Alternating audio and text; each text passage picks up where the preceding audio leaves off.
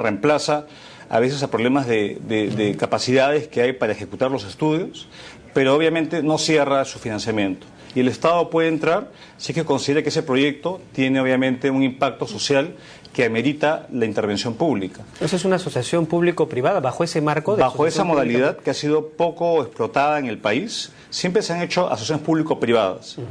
Pero esto nace de un encargo que un sector determinado, el MTC, por ejemplo, le encarga por inversión que concesione la longitudinal de la sierra. Y para eso hay espacio para la entrada de capital privado. Entonces, quien inicia el pedido es el sector.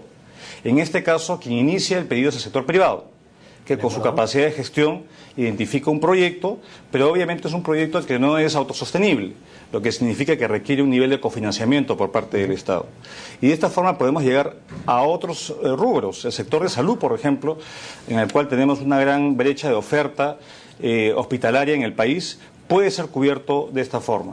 Entonces, cuando me refiero un poco al tema de las vacas flacas o las vacas menos gordas, justamente es para llamar la atención de que no podemos escatimar esfuerzos para justamente acompañar a la inversión pública, a la inversión privada, a la inversión público-privada en el país, para seguir creciendo a las tasas, que hemos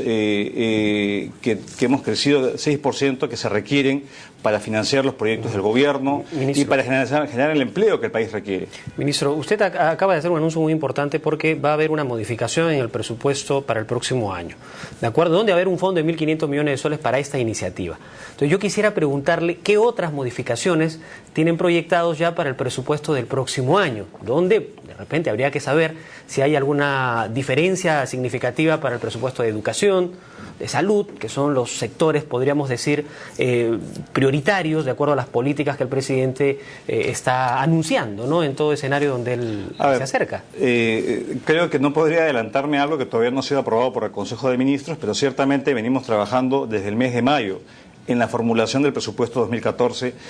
Y este presupuesto debe ser aprobado por el Ejecutivo y enviado como proyecto de ley al 30 de agosto. Entonces estamos ya en la recta final de definir, pero las prioridades obviamente son las que el Presidente de la República ha señalado.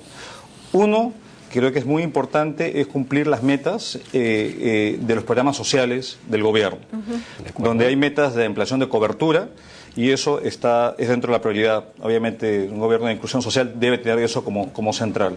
Lo segundo es darle continuidad a las importantes reformas de Estado que el gobierno ha venido emprendiendo. El segundo tramo del pago de las Fuerzas Armadas y la Policía, el segundo tramo de las bonificaciones por mérito al magisterio, la ley de servicio civil, que comienza a implementarse gradualmente, y ahora la reforma del sector de salud pública. Entonces, obviamente debe haber son importantes reformas que ya han abarcado casi a la totalidad de los empleados y servidores públicos del Estado. Se tiene que dar el correspondiente financiamiento. Y lo último, evidentemente, es seguir invirtiendo en obras públicas, especialmente en las zonas rurales del país, donde hay brechas en agua, saneamiento, y en el tema agro. Son, digamos, las prioridades que yo le puedo anunciar hasta la fecha, como se viene formulando el presupuesto, que se va a formular con responsabilidad, cuentas balanceadas, vale decir, ingresos igual a gasto, no va a haber déficit fiscal, porque creo que un gran activo que el Perú tiene es justamente su solvencia fiscal y el buen manejo de las cuentas públicas, y eso es lo que no debemos perder. Y justamente el hecho de haber acumulado ahorros públicos nos permite poder, en épocas de ingresos que están creciendo, poder agarrar los ahorros que tenemos para mantener los niveles de gasto y de inversión pública. Entonces, el presupuesto creo que va a consolidar las reformas y va a continuar con las metas que el gobierno tiene establecidas, que el presidente lo anunció el 28 de julio en su discurso a la Nación, pero con responsabilidad. Y tenemos que ser mucho más escrupulosos en términos de la eficiencia del gasto. No se trata solamente de gastar o de invertir, sino de tener resultados que redunden en mejores servicios. Claro. Justamente es el ciudadano que paga impuestos, es quien financia este presupuesto. Tiene todo el derecho a exigir servicios de calidad, una educación de calidad que tenga servicios básicos, electricidad, agua y saneamiento las 24 horas del día, que son servicios básicos que aún mucho de nuestro país no tiene. Por lo tanto, la prioridad del gobierno es continuar cerrando estas brechas en cobertura, pero con calidad. Ahora, ministro, entonces de lo que se trata en definitiva es pues no solamente acompañar los esfuerzos de la inversión privada, sino de hacer una cosa mucho más profunda, que es institucionalizar este apoyo, hacerlo mucho más proactivo, un seguimiento que se le hace a las empresas privadas. Y en el segundo punto que usted hacía alusión en el tema de las reformas, en darle continuidad a las reformas, el poblador muchas veces no siente que estas reformas pues van a redundar en una mejor calidad de vida, en un mejor servicio. ¿Cómo hacerle comprender que en definitiva son necesarias estas reformas, ¿no? Yendo un poco a colación a lo que usted dijo en un momento, problemas puntuales, soluciones puntuales? Bueno, yo creo que el ciudadano lo que necesita es bienestar, y bienestar lo tiene si tiene un trabajo, básicamente. Y el trabajo que lo da, el crecimiento, la inversión. Por lo tanto, la prioridad uno es mantener el crecimiento justamente en una etapa donde el crecimiento está bajando. La demanda interna se está desacelerando y esto producto de la situación externa que estamos viviendo. Si uno hace un análisis, ¿qué explica este menor crecimiento de la demanda interna? Uno puede ver que no solamente es el tema externo, sino es un tema de incremento en los costos. El precio del combustible ha subido, sí, de algunos insumos han subido, el costo de la mano de obra ha subido, y eso está afectando obviamente la capacidad de las empresas de seguir creciendo. Por lo tanto, en esta adecuación, digamos, en el corto plazo es que el país siga creciendo vía la inversión para asegurar empleo y reducir pobreza. Eso es en el corto plazo. Y cuando uno habla de reformas, uno habla de tener un Estado que sea eficiente y que los servicios que dé sean de calidad. El sector privado nuestro ha evolucionado de manera muy importante. De hecho, gran parte del progreso que hemos tenido en los últimos años en el país ha sido por tener un sector privado, un sector empresarial pujante. Pero el Estado no se ha modernizado, no ha ido a la par de esta evolución del sector privado. Y lo que toca, mirando hacia adelante, es tener un Estado moderno, eficiente, donde haya meritocracia, donde haya evaluación, donde haya rendición de cuentas. Un Estado moderno, que es lo que el presidente ha puesto como una prioridad para todos nosotros. Acompañar al sector privado, empresarial, y también al ciudadano a pie.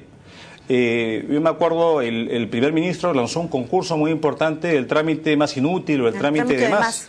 Y el trámite que fue seleccionado por muchos ciudadanos que participaron en esa encuesta fue la dificultad de conseguir un DNI, que es la cosa más esencial para poder hacer un trámite en el banco, para poder tramitar un pasaporte o para poder incluso acceder a un programa social. Entonces, yo creo que estas dificultades que a veces el Estado, por no haberse modernizado, redunda en costos para los ciudadanos o molestias, son aspectos en los cuales tenemos que trabajar hacia adelante. Creo que tenemos todavía un potencial importante, muchos proyectos de inversión que tenemos que hacer que se concreten, tenemos reformas importantes y tenemos sobre todo un capital humano que está ahí para ser explotado. Para concluir nada más, porque ya el tiempo nos está ganando, pero sí quisiera una precisión. Tengo entendido que antes de ayer creo que se han reunido con el Ministerio de Transportes y Comunicaciones para definir de una vez por todas cuál sería el monto de inversión para la línea 2 o el tramo 2 del metro. ¿Ya se concretó esto y cuándo podría ponerse ya en marcha el desarrollo de ejecución de ese proyecto para Lima? Bueno, este proyecto es sumamente importante para Lima, porque conjuntamente con la construcción de la línea 1, cuyo segundo tramo culmina el año entrante, ya esto es la segunda línea, ya como parte de una red de transporte masivo para la ciudad capital.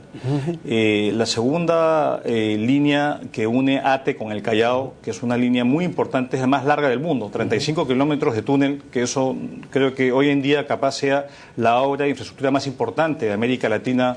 En estos momentos ya se dio la factibilidad, ya se aprobó la viabilidad, tanto el Ministerio de Transportes y Comunicaciones como el MEF. Esto ya se ha puesto a conocimiento de los postores.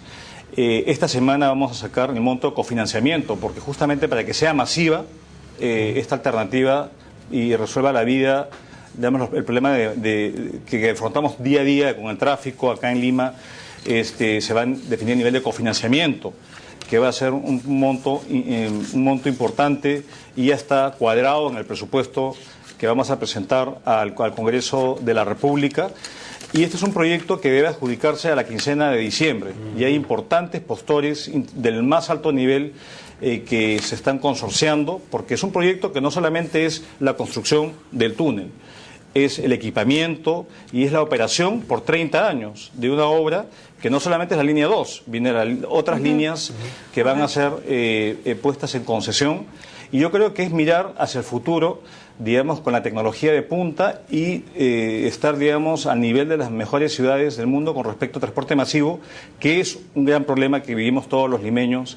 Pero esta obra no solamente es un ejemplo de otras obras que el gobierno viene realizando. Estamos hablando de 6.500 millones de soles. 6.500 millones de dólares es la inversión y obviamente es una inversión que es compartida entre el sector público y el sector privado. Y acá lo importante es que dado que el Estado va a invertir un recurso importante, digamos, montos importantes de recursos, es asegurarse que esa inversión sea bien mantenida, bien operada. Por lo tanto, un operador de talla internacional va a venir va a tener un contrato de 30 años para justamente manejar esta segunda línea del metro. Yo creo que quisiera, para culminar, porque sé que el tiempo es escaso, bueno, felicitarlos por este lindo local. Estoy impresionado, de verdad, de su nueva, digamos, sede. Es llamar a la invocación, a la tranquilidad, a que confiar en el gobierno. Está haciendo todo lo que está a su alcance para justamente seguir creciendo, seguir prosperando. Tenemos obviamente tiempos menos favorables, pero creo que tenemos la capacidad para poder sortear esto y que el país siga creciendo, siga prosperando y que esto la gente lo perciba, que el ciudadano de pie no sea un tema de lo que lee en el periódico y no lo sienta en el bolsillo. Entonces creemos que esto es muy importante y el gobierno va a seguir haciendo todo lo que está a su alcance para que el crecimiento peruano y el bienestar que hemos logrado sea compartido por todos. Bien, ministro. Al final, ministro, le agradecemos muchísimo, pero me gustaría contar con ustedes más adelante. Sabemos que están ustedes en pleno proceso de revisión de lo que es el marco macroeconómico multianual, un proyecto de ley del presupuesto público 2014. Entonces, en verdad nos gustaría comprometerlo para que nos visite, ¿no? Luego de que se dé pues, el proceso de revisión ya de este marco. Esto tenemos que entregarlo al Congreso en 2 semanas. Donde se están ajustando las cifras del marco macroeconómico multianual para reflejar la realidad que tenemos. Y yo creo que el 2014 va a ser un año mejor que este año, porque el mundo se va a recuperar. El motor de crecimiento ahora, cosa curiosa, no ha sido la demanda externa, ahora lo va a hacer, especialmente con producción de proyectos mineros, la pesca se va a recuperar. Y eso va a mantener un crecimiento mayor el año entrante. Así que con mucho gusto vengo a visitarlos y muchas gracias. Se está grabando esta entrevista.